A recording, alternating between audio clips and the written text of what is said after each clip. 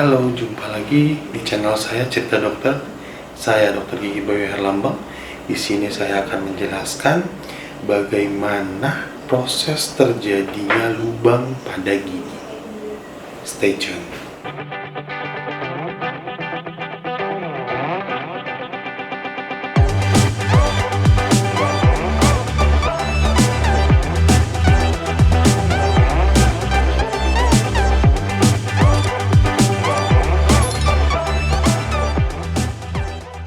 Oke, banyak yang bertanya kepada saya,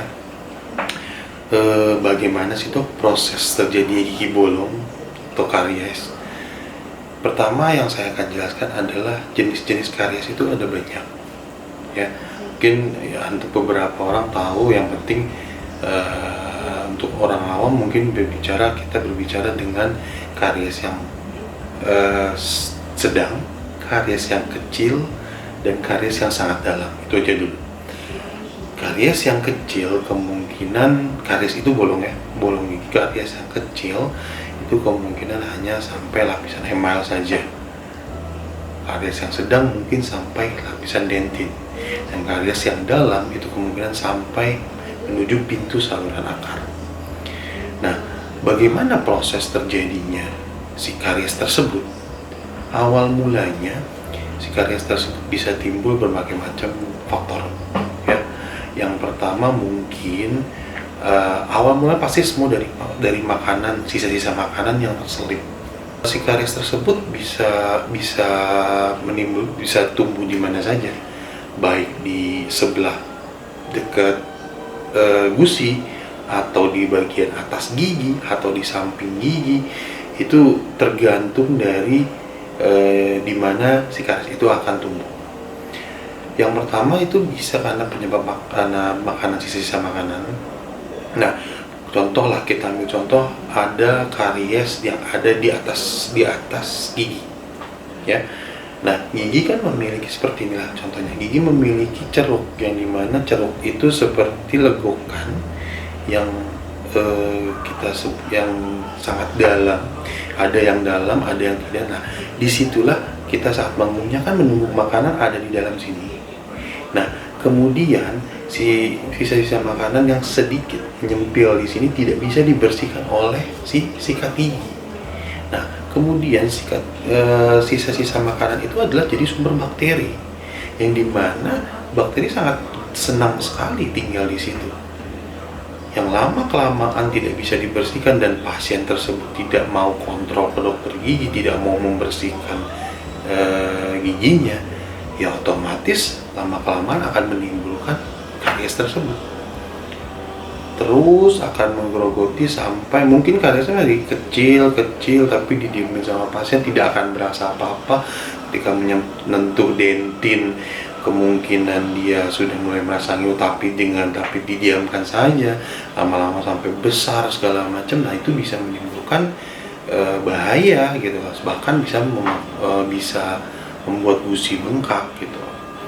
Itu yang pertama. Terus yang kedua juga, apakah karang gigi itu bisa menimbulkan lubang? Ya tentu pasti bisa gitu, karena awal mula dari karang gigi pun itu dari sisa-sisa makanan yang terselip, yang tidak bisa dibersihkan, otomatis mengeras, dan bakteri yang mengumpul di situ sama akan membuat karies di sekitar gigi yang ditempeli oleh karang tersebut gitu. Jadi memang cara mencegahnya cara mencegah si karies yaitu harus berkunjung ke dokter gigi untuk melihat, mengontrol keadaan giginya seperti apa.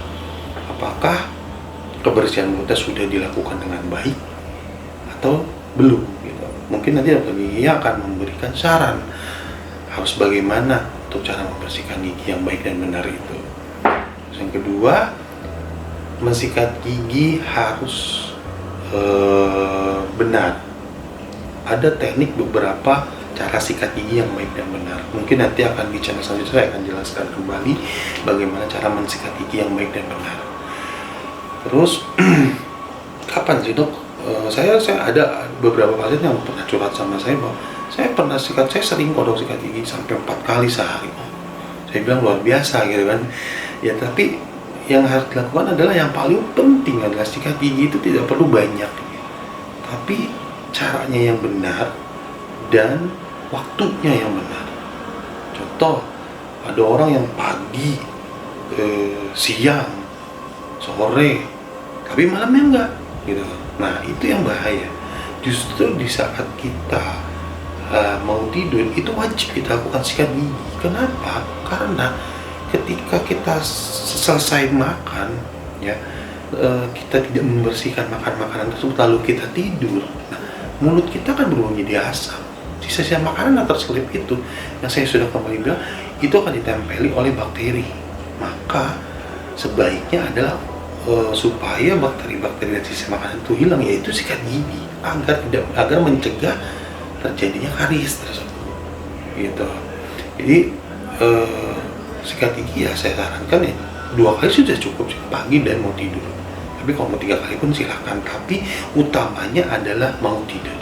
Itu yang paling penting, yang dimana sisa-sisa makanan tidak boleh kita bawa tidur karena berbahaya, akan menyebabkan si karies tersebut tumbuh karena bakteri yang kumpul dalam satu sisa-sisa makanan tersebut. Yang ketiga, banyak mengkonsumsi kalsium supaya tulang dan gigi kita juga terbantu, karena gigi menggunakan kalsium yang dimana dari tubuh kita diserap kalsium ini dibagi antara tulang sama gigi. Jadi saya sarankan banyak minum kalsium supaya mencegah gigi tidak berlubang, selain membersihkan membersihkan gigi tersebut harus rajin.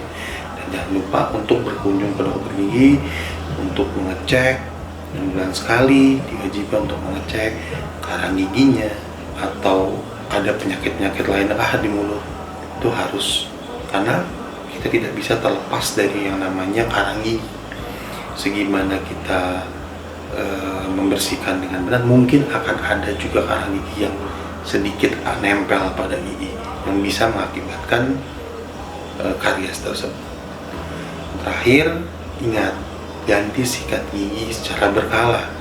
Jangan sampai bulu sikat yang sudah mekar tapi tetap dipakai. Itu juga tidak baik untuk membersihkan sisa-sisa makanan yang ada di mulut. Oke, demikian penjelasan dari saya, semoga bermanfaat.